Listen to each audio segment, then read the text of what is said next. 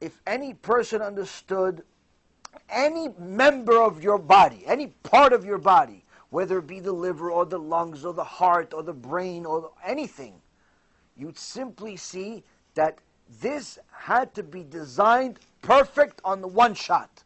And not only that, all of these things had to be designed at the same time. Why? Your body couldn't have evolved from multiple stages. Why?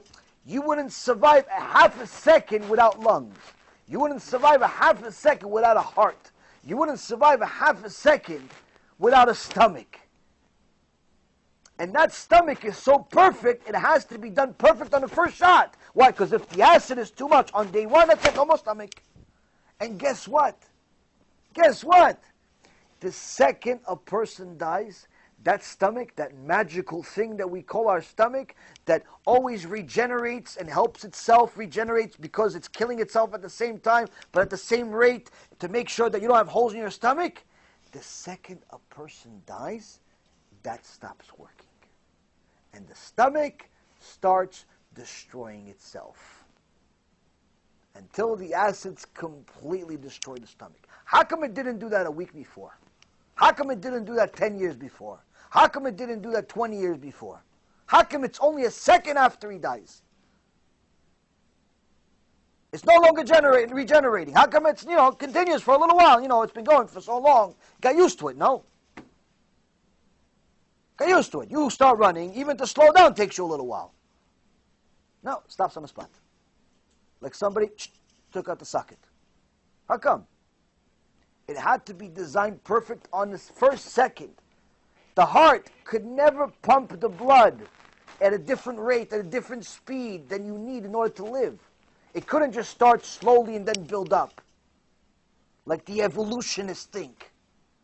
The brain couldn't have been a developed thing. Why? It had to be perfect on day one to operate all of the other things.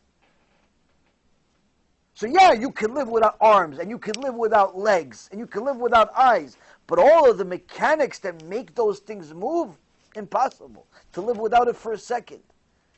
But yet there are so-called smart people that believe this stupidity. And unfortunately, there are some naive religious people who say, well, it does make sense what he says. Why? What would make sense? What exactly did he say makes sense? I don't know, it just sounded really good. Oh, you mean he's a good speaker? Haman was also a good speaker. You know who was the best speaker in the last 150 years? Hitler, Yimach Shemo. Hitler is the best speaker in the last 150 years. The only reason I say only in the last 150 years, I don't know anybody before that. I'm pretty sure he's probably the best speaker of all time. If you listen to a speech by Hitler, you don't need to know the language. Something happens. You start getting motivated, do something. I don't know what I'm going to do. I'm going to start cleaning the house. I'm going to kill somebody. I'm going to get married. I'm going to do something. I don't know. This guy's motivating. I have no idea what he's saying. You don't know he's actually talking about you to kill you. But, no, I'm going to do... Mamash, he had koch satan in him. Mamash koch satan in him. Now I'm a speaker. I taught speakers for over 20 years. I can appreciate speakers. I'm telling you, unbelievable.